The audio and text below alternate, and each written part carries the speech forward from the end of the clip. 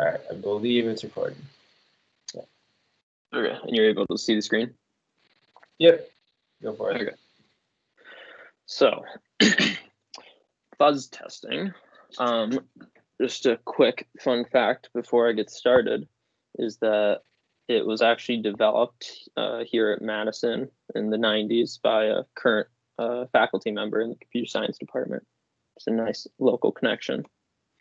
But okay, so what is it? Suppose we have a basic calculator program. We're just going to call it BC. And suppose you only have the executable. You don't have any source code. You don't know how it's implemented.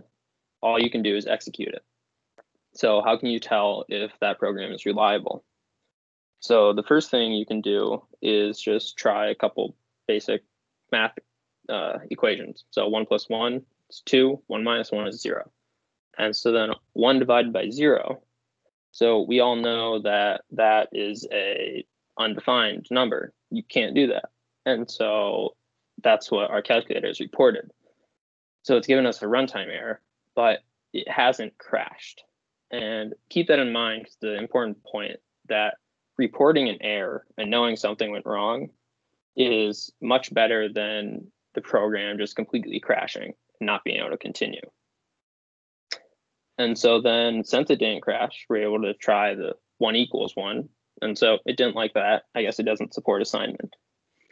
So this works, but it's a bit slow if we have to keep trying different inputs and testing manually. So how can we speed this up?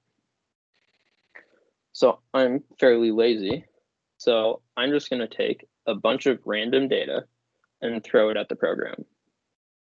So on the first line, we're going to take the first 500 bytes from /dev/urandom, and we're just going to put it in a text file. So here's just, you can see the contents of the text file. So a lot of just random characters and a bunch of invalid characters. And now we're going to give that to our calculator. And you can see that it's reporting a lot of errors. It's giving an illegal character, a parse error, and it did this for several hundred lines, but it didn't crash. And so far, this calculator seems to be fairly reliable. We can use it to do our math, and it's not just going to randomly not work for us anymore. So how can we improve this? The easiest thing is let's just get more random data and try to throw it at the program. So here, we're going to take 100 million bytes, put it in a text file, and you can see that ends up being about 100 meg. And so when we throw all of this random data at our calculator to see what happens, I've abbreviated it here quite a bit, but it printed out a bunch of complaints and errors for about a minute, and then it printed these last few lines and stopped. And so if you've done any C programming, you're sure to recognize malloc. And so just based on the error message, we can see that they weren't quite handling their memory correctly. And so this has caused a crash. And so we've shown that our calculator might be fairly reliable, handles a lot of stuff, but it definitely has at least one problem. So now what? We know it has a problem, but what do we do with that? So it depends on what your goal is. If suppose that calculator is actually a network service and it was open to the internet, could I exploit it by writing to the stack in a protected piece of memory? And maybe I could get it to delete files or to open a shell and try to do something bad like that. Or maybe I'm the one who actually wrote the program and I want to fix it. So I could go look at the random text file we generated, go look for the line that caused it to crash, and see what happened, try to debug that. Now, just for a bit of context, the BC program is actually a standard utility. It has been shipped with, so this version is shipped with macOS 10.15. So it's not just a toy program I cooked up just for this presentation.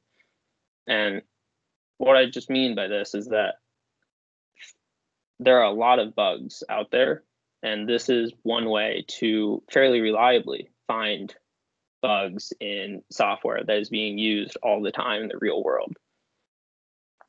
It's not just an academic exercise. Okay, so going back to our example, we were able to crash it, but it took a 100 meg file and it took a minute to run. So if we were trying to do this on a lot of different programs, maybe we wanted to try to find a different crash, this might take a long time. And so now we can improve this a little bit. So rather than being lazy and just throwing random data at it, we can try giving it a bit more structured data. And so randomized is a open source tool. You can see it on GitLab, and it's a simple mutation fuzzer. And so what it does is it takes our string, what we pass it, which is a perfectly valid expression for the calculator that it can calculate, and we ask for 5 mutated outputs. And so just looking at this first output, you can see that it wasn't changed a whole lot. It only flipped 1 digit from 3.14 to 3.15. And so it's clearly not just randomly altering bits and bytes in the input. It's actually looking at the structure of the text and seeing what it can change while still being similar to the original. And so in these other ones, you can see that it replaced numbers with much larger numbers, duplicated some signs here and there. And so what happens when we try this with our calculator? So we just give it the mutator, our string here, and we're asking for a large number of outputs. And we hope that we're able to crash our calculator here. And so we aren't actually able to crash it right away, but after about 4 seconds, it hangs. And from our point of view, that's essentially just as bad in terms of the reliability of the program, because either way, we can't keep using it. So I guess success in that we were able to find a problem with the program in only 4 seconds now, rather than a minute. So now I'm just going to zoom out a bit and give you some context on what we were just doing. So fuzzing is a very broad topic, and there's a couple ways we can categorize different types of fuzzing. In the first bullet, the generation versus mutation, we've seen both those so far. So a generation-based fuzzer is it's generating data to throw at the program and see what happens. And so an example of that would be my taking a bunch of random data and just giving it to the program and letting it run. And then mutation is what randomized is just doing. We give it a valid input at the beginning, and it makes changes to it over time to see what happens, and keeping the structure almost correct the whole time, if not actually correct. So another way to categorize fuzzers is whether they're black box. And so this would mean that, for example, what we were just doing, actually, you don't have the source code. All you can do is run it and see what happens. And then I'm going to skip over gray box for a second, and I'll come back to it. And then we also have white box fuzzing. And so white box fuzzing is a bit of a outlier in that it's less about random testing than it is about looking at the source code and trying to prove that there aren't bugs in your program. So this involves a lot of math, a lot of automated theorem solving, and currently Microsoft is one of the leaders in sort of that field of white box fuzzers. They use them on a lot of their internal code, but they haven't open sourced their implementation. And so then between black box and white box, we have gray box. And so I'll explain that more in the next couple of slides, but that's essentially you have some access to the implementation of the program. You can sort of see what it's doing more or less, but you don't actually have the source code. And if that's not clear, it should be a bit more in a minute. But We also have evolutionary fuzzing, and so that's a bit of a subset of gray box fuzzing. And for now, I'll just leave that there, and hopefully I can explain what the evolutionary is without being too confusing in a second. Okay, so this is just another tool, AFL, and it's a mutation-based gray box evolutionary fuzzer. It's open source, it's available on GitHub. It's originally developed by a person from Google. And so how does it work? So you compile your program with instrumentation. And so that's really the key to the gray box element of this fuzzer. What the instrumentation does is it injects a little bit of code throughout your program when it gets compiled. So it's able to tell what part of the program is being executed for every input that's run. And so by this, we can sort of see how much of the program is executed. We can tell different path inside the program is executed, whether it took the positive branch of an if statement or the negative. And so that allows us some insight into the implementation of the program that we're fuzzing. And then because it's a mutation-based fuzzer, we give it a set of files that are valid, and it tries those files on the program and sees what happens. And then it mutates them and tries them again. And as it is mutating them, based on the instrumentation, it's seeing which inputs it gives it are actually causing it to crash more often or causing it to execute new parts of the program. And so it keeps those inputs and it keeps mutating those. And so through this sort of evolutionary mechanism, you slowly are able to get inputs that execute more and more of the program. And you've got a greater chance of finding bugs that might be really deep inside the logic of the executable. And so I'm just going to show an example. So the program I'm going to be fuzzing right here is called mid2asc.c. It's just a utility for handling MIDI files, which are just a type of music file. And so on this first line, that should look fairly familiar to anyone who's compiled C code before. AFL implements a custom front end to Clang. And so that's where they're able to inject their instrumentation so that they can get the execution information out of the program when it runs. And then down here on the last line, we're going to run it. And so we pass it a directory with the input files. We give it an output directory where it's going to write out the files that cause the program to crash. And then we're going to specify how we give the files to our program. And so when we run this, we get a screen like this. So there's a lot of numbers here that you can mostly ignore. I just want to bring your attention up to this top one right here. So when I took this screenshot, AFL had only been running for 35 seconds. And if you look over here, in those 35 seconds, it was able to find 19 unique crashes. And so if we compare that to what we were doing in the first couple of slides, that took us a whole minute to find one crash. So this is a significant improvement in the amount of crashes we can find for their investment of time. And so I've sort of explained this a bit already, but I just want to go over it again. So it instruments the binary, and then it mutates the input, and it tries the mutated input. When it runs the input, it's looking at what parts of the program are getting executed. And if a new part of the program is executed, it sort of labels that input as interesting, or stores that away for future reference so that it can pull that out again and mutate it again. The idea being, if we have one interesting input, if we mutate it, we'll probably get another interesting input. And by that, you can keep working your way through the program and get deeper and deeper into it. And so what are some applications or variations on fuzzing? So this first one is just a variation on fuzzing. So some programs require certain structures in their files. And the example I give here is zip. Zip files contain a checksum so that every part of a file you zip, it adds it all up and stores that number.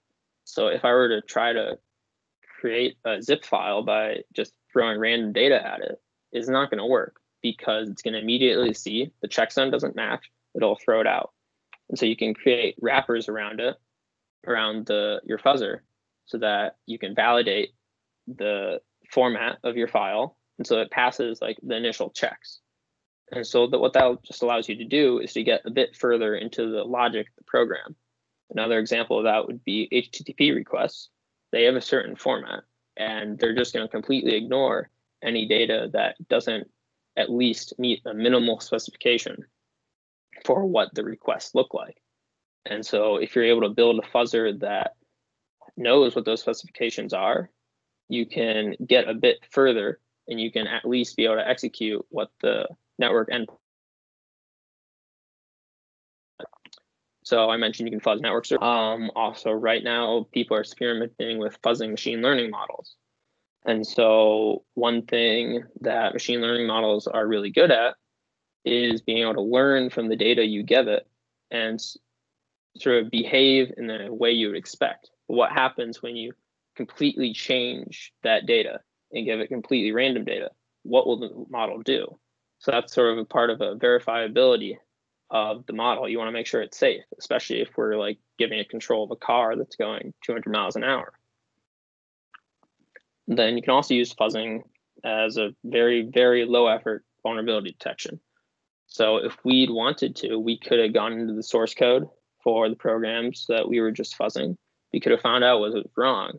We could have figured out if we could try to take advantage of that to execute something we aren't supposed to be able to do.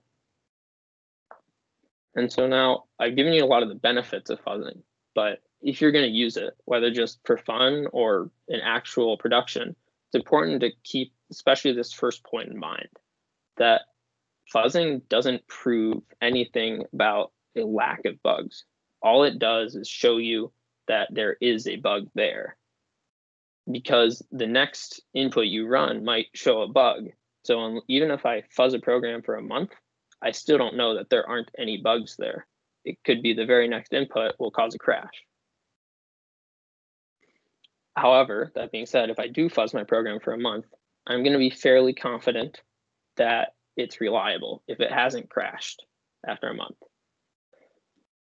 And then this last point is just if you try this on your own, which I encourage you to do.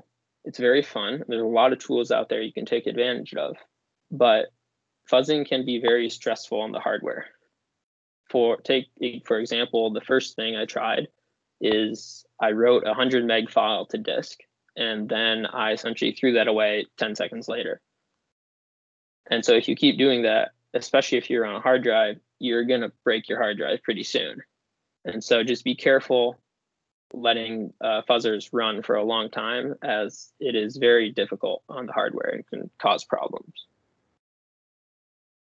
And this is just my last slide.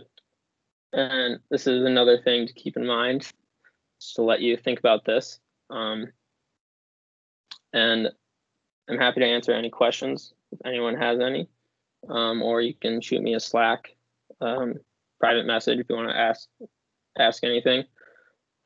If you're interested at all, there's a lot of resources out there. I can send you some links, but that is it.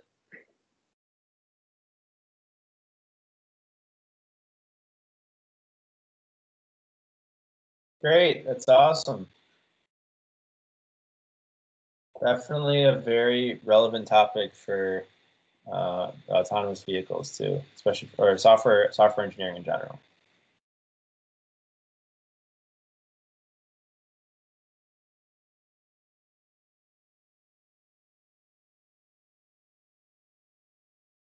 Yeah, and I have a couple questions that I thought of just while you were talking. I'm not super familiar with like software testing in general, but I'm not familiar yet with like what instrumentation is. Could you explain that a little bit more? Yeah, absolutely. So I breezed over it a bit, but instrumentation is when you compile your program, generally, it's not just going to add random bits of code. it's going to do exactly what you wrote in your program. What instrumentation does is it injects bits of code everywhere to see what's happening internally. It provides you a bit more insight into what's happening when you execute it. And so in this case, it just tells AFL that a certain block of code executed, or that a certain different block of code didn't execute, that you wouldn't normally be able to tell if you didn't have it. Okay. Cool.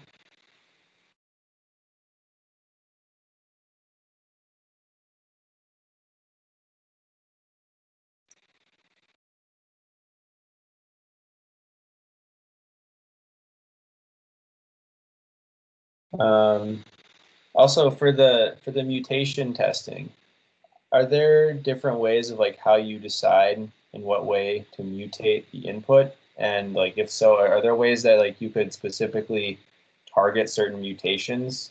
Like could we say that we only want to mutate certain parameters of the within the code, or certain like parameters of the input Absolutely. file? Yeah, absolutely. So the example I gave Radomsa, that's just a really simple one.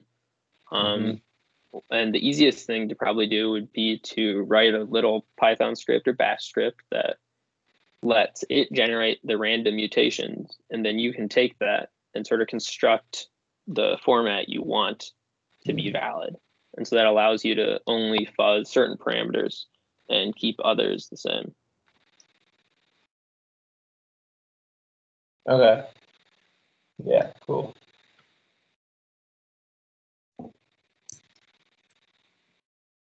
Also, for when it crashes, is there like does fuzz testing help you? Could it help you find out like when you might have like a better or a worse crash, or just that there is a crash at all, or is that kind of like application dependent maybe? So generally, whether a program crashed or not is just based on the return value of the program. And so if it returns a 0, it didn't crash, and if it returns a 1, it did. And so generally you don't get a lot more insight into what type of crash it was. Okay. So it's kind of on the program's side to like report the error appropriately. Yeah. Okay. Sure.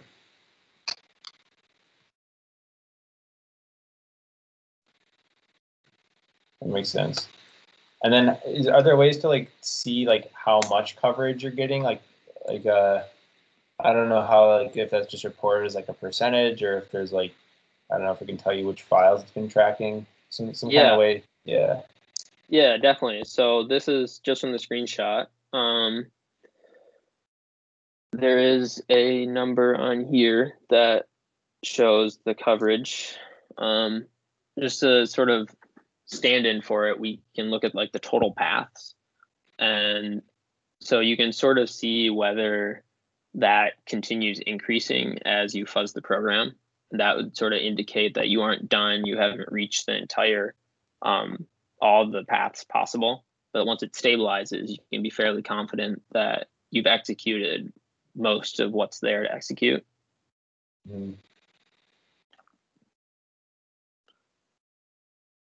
There's also some variations that let you target specific parts of a program. So that suppose you want to test a specific function inside your program, you can mark that in the binary, and AFL can try to change all the mutations to specifically run that part of the program. And that's just because it's an evolutionary based fuzzer. So it can sort of make those mutations over time that gets it to a more complex state that lets you target specific parts. Okay. Cool.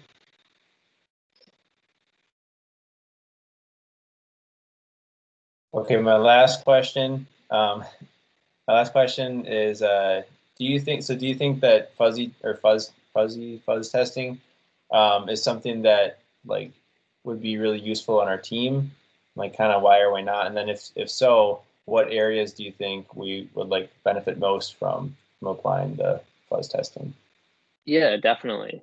So a lot of it has to do with interfaces between code. So anywhere two different programs talk to each other, you're going to get some sort of communication happening that might not necessarily be bug free. And so, for example, over the summer, I wrote a custom TCP protocol for communicating with the vehicle, and it was understandably extremely buggy. And so if I'd wanted to try to make sure that it would be reliable when we were actually using it, it would have been very simple to set up a fuzzer and have that run on it for a couple minutes and probably find dozens of bugs that I'd made in there. Mm-hmm.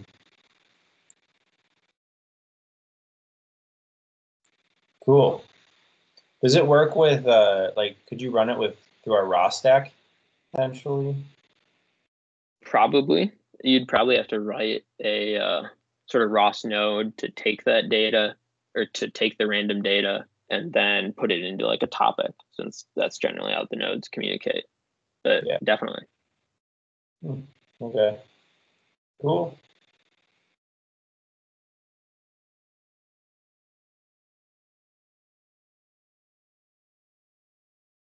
All right. Well, those are all my questions. I don't know if anyone else has any others. Yeah, if you do, feel free to reach out in private. Otherwise, I'll be here for the rest of the meeting.